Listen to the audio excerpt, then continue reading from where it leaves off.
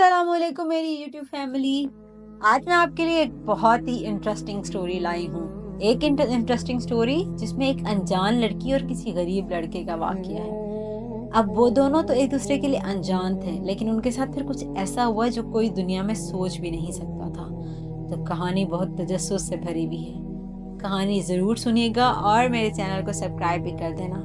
ये कहानी एक नौजवान लड़के फ्रेज की है जो एक गरीब गांव में रहता था। उसका ताल्लुक एक मामूली से खानदान से था।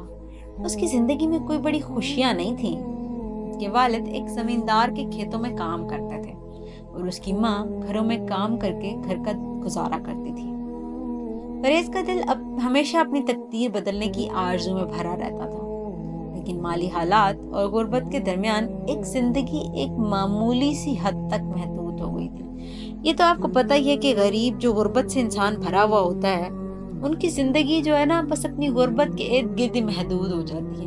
वो कभी कुछ अच्छा करने या कुछ बड़ा करने का सोच नहीं सकते। क्यों? क्योंकि उनकी गुर्बत उनको कुछ करने नहीं देती। उसके वालिदैन के लिए जिंदगी सख्त थी और फरेज अपनी दो बड़ी बहनों का बड़ा भाई होने के नाते हमेशा उनके मुस्तकबिल के बारे में फिक्रमंद रहता था। उसकी सबसे बड़ी ख्वाहिश थी कि वो अपने खानदान को खुशहाल बना सके। उसकी जिंदगी का सबसे बड़ा मकसद था कि वो अपने गांव की तकदीर बदले।